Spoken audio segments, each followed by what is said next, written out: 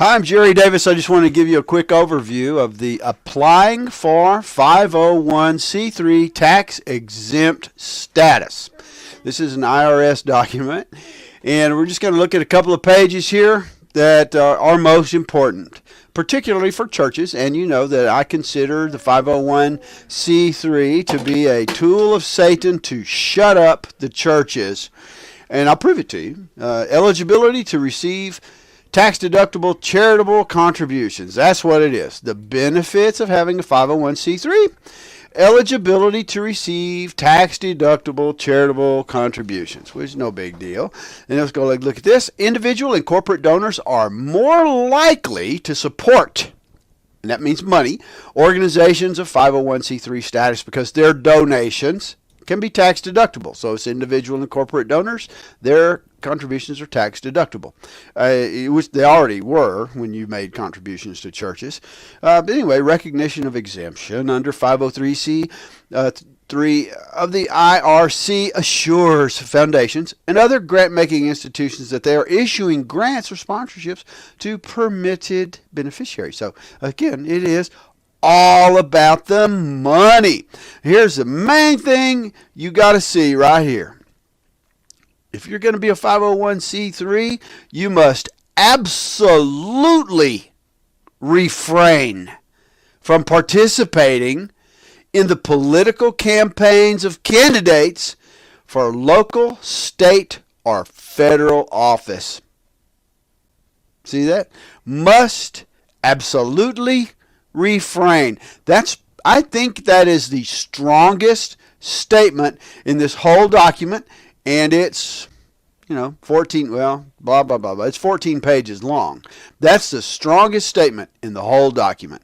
Must absolutely refrain from participating in the political campaigns of candidates. So this is all about shutting up the church, and we've seen the rise of liberalism since this happened. America's been traditionally a very conservative country, and rightfully so, and that's a good thing. All right, and so anyway, if you're going to continue on, you're going to do these things. You must not have purposes or activities that are illegal.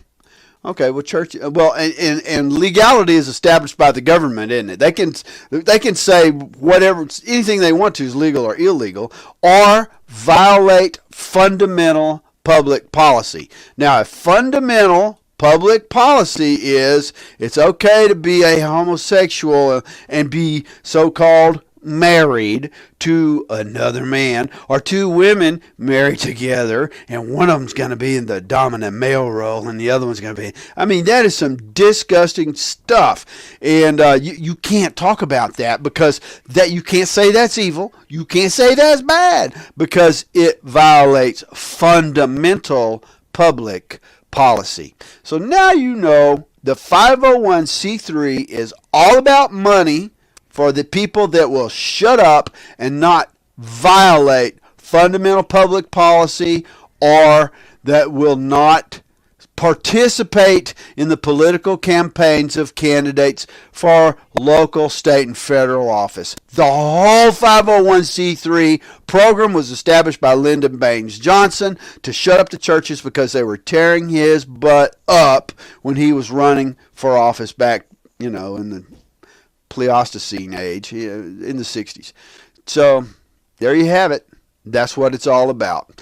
Pastor, why do you participate in this? Are you really selling out God's word and the power that you could teach and preach and the change it for good that you could bring upon the world for money? It's like a lottery. Maybe you'll get a big donation, or your church will get a big donation, and you get 10% of that, right?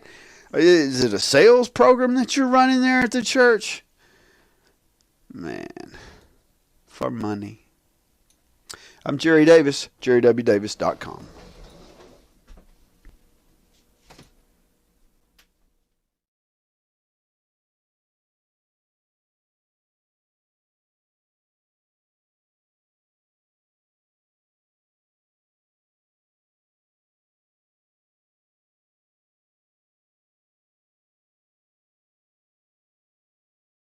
Okay, just a quick look at one more publication 501c3 Tax Guide for Churches and Religious Organizations, and this is publication 1828. That's 1828. It is right here on the document, and it's 40 pages long. We're just going to look at a couple of paragraphs. We're going to go to page 2. Although there is no requirement to do so, many churches seek recognition of tax-exempt status from the IRS, and they specifically do that because they want contributors to know that their contributions are generally tax deductible, which they were, and they've always been. So, I don't know. I can't imagine why any church would do this unless they're just going after larger contribution. They want the big estates where somebody dies and leaves a couple of $1 million, and so they've got attorneys, and the attorneys are saying, well, we'd love to.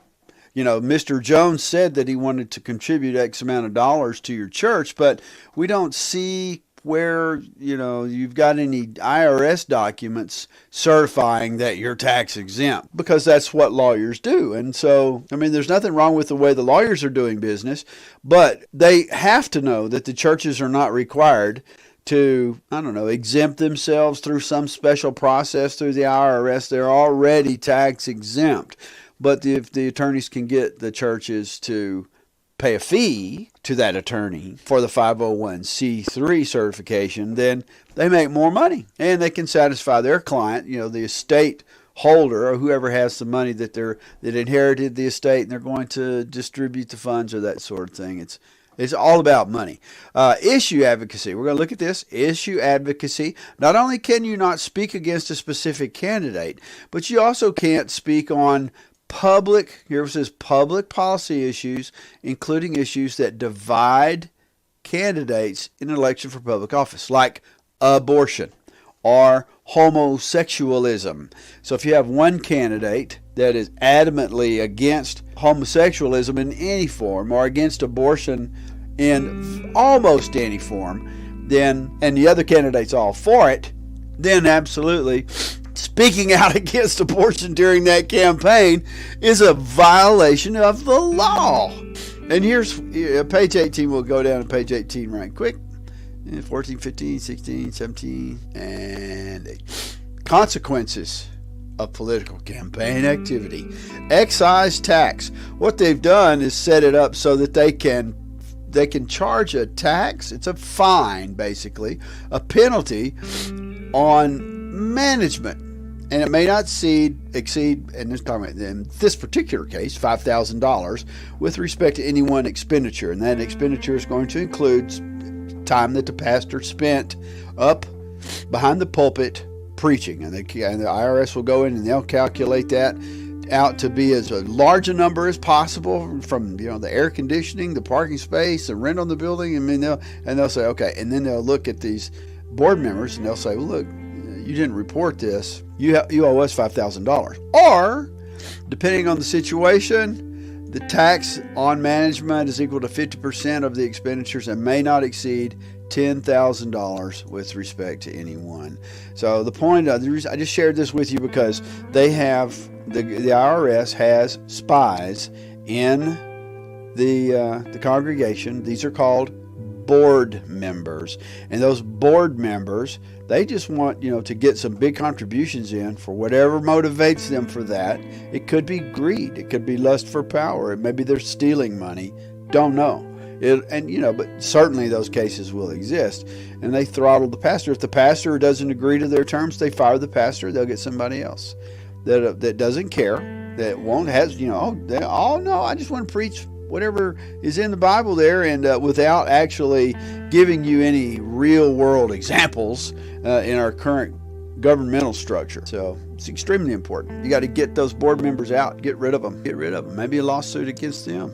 I don't know. I think the Bible advocates against that sort of thing, brother against brother. Take it to them privately. But 501c3s they've destroyed the church. I'm Jerry.